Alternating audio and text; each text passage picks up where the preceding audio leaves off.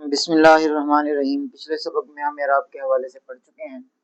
یہاں ہم ایک اہم وضاحت کر کے آگے چلتے ہیں کہ عربی اور اردو میں فرق یہ ہے کہ عربی زبان میں اعراب آخری حرف پر وہ اہم ہے، اس کی وجہ سے معنی بھی تبدیل ہوتا ہے۔ جیسے قلم، جب اس کے ساتھ آگے پیچھے کوئی آئے گا اسم، فعل، حرف وغیرہ، تو اس کی وجہ سے اس کا معنی تبدیل ہو جائے گا، اور یہی نحو کا موضوع ہے۔ آخری حرف کا یہ جو اعراب ہے، زیر زبر پیش، یہ اہم ہے، اگرچہ باقی بھی یہ معنی رکھتے ہیں اور اس کی وجہ سے تلفظ میں آسانی ہوتی ہے، لیکن سب سے زیادہ معنی پر جو اثر انداز ہوتا ہے وہ یہ ہے۔ جبکہ اردو میں ہمیشہ پہلے لفظ پر، پہلے حرف پر اعراب ڈالا جاتا ہے اور اس کی وجہ سے اس کا معنی جو ہے وہ متعین ہو جاتا ہے۔ اس کے بعد اب ہم آگے چلتے ہیں۔ ہمارا جو آج کا سبق ہے، تیسرا سبق، اور وہ ہے علامات اسم۔ علامات اسم تقریباً یہ 9-10 ہیں، تو جیسے ہی یہ مکمل ہوں گی ویسے ہی ہماری نحو جو ہے وہ مکمل ہو جائے گی۔ تو علامات اسم میں دو اہم علامات، ان پہ ہم آج بات کریں گے۔ ہم نے پیچھے پڑھا کہ حروف تہجی، یہ جیسے الف، با، تا، سا وغیرہ، تو یہ اکیلے اکیلے کوئی معنی فراہم نہیں کرتے، ان سے مل کے ایک لفظ بنتا ہے، اور لفظ بنتا ہے، لفظ کی پھر دو قسمیں ہیں، ایک ہے موضوع اور دوسرا ہے مہمل۔ تو موضوع جو کسی معنی فراہم کرتا ہے، مہمل کہتے ہیں جس کا کوئی معنی نہ ہو، جیسے ہم کہتے ہیں روٹی شوٹی کھا لی، تو اب اس ترکیب کے اندر یہ جو شوٹی کا لفظ ہے یہ بے معنی ہے، اس کا کوئی معنی نہیں ہے۔ تو نحو کے اندر سمجھانے کے لیے بات کی جاتی ہے، لیکن در حقیقت اس قسم کا کوئی لفظ استعمال نہیں ہوتا۔ بڑے لوگ جو سنجیدہ قسم کے ہیں یا اسی طریقے سے جو بڑے عہدوں پر فائز لوگ ہیں، وہ کبھی بھی اس قسم کے لفظ استعمال نہیں کرتے ہیں۔ موضوع لفظ کی آگے 3 قسمیں ہیں۔ نمبر 1 اسم، نمبر 2 فعل، نمبر 3 حرف۔ حرف کا معنی ہوتا ہے کنارے والا، یعنی غیر اہم۔ نحوی حضرات اس کو غیر اہم سمجھتے ہیں، آخر میں جا کے ذکر کرتے ہیں، اس وجہ سے اس کو حرف کہا جاتا ہے، سب سے آخر میں اس کو ذکر کیا جاتا ہے۔ فعل جو ہے علم الصرف کا موضوع ہے، اور فعل کا مطلب ہوتا ہے کام، انگریزی میں اس کو ورب کہتے ہیں، اور اسم نام کو کہتے ہیں۔ اور یہ ہمارا موضوع ہے سبق کا، اور آئندہ بھی یہی چلتا رہے گا۔ تو اسم کی جو علامات ہیں وہ جب ہم مکمل کریں گے تو ہماری نحو مکمل ہوتی چلی جائے گی۔ علامات اسم، یہ ایک ایک کر کے ہم ان کو پڑھتے ہیں، اور آج کا جو 2 علامات ہم پڑھیں گے، ان علامات کے اندر ایک ہے تنوین اور دوسرا ہے لام تعریف۔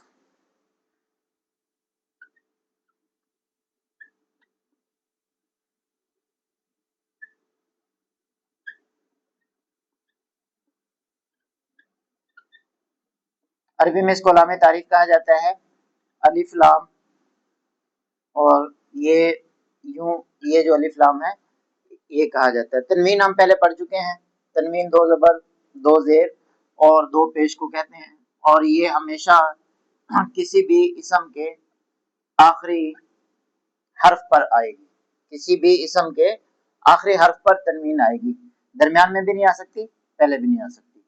اسی طریقے سے ہے کتابن، اور ہم ایک لفظ لے لیتے ہیں انسان، مطلب کچھ بھی، ہم ان سب کے آخر میں تنوین آ رہی ہے۔ اور یہ ہے جی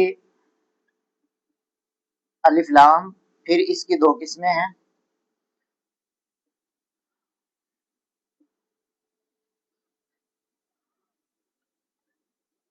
ادا کرنے کے حوالے سے حروف قمریہ اور حروف شمسیہ۔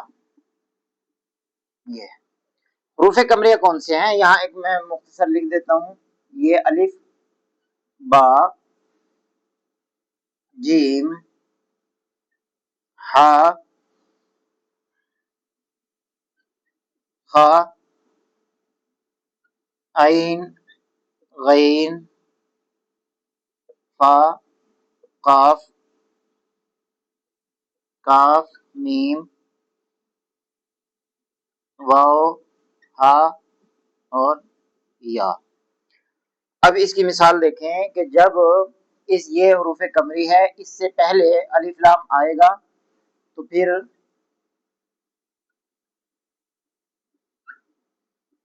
لام کو پڑھا جائے گا، اس پر جزم ہوگی، الانسان، الف کے نیچے زیر، انسان۔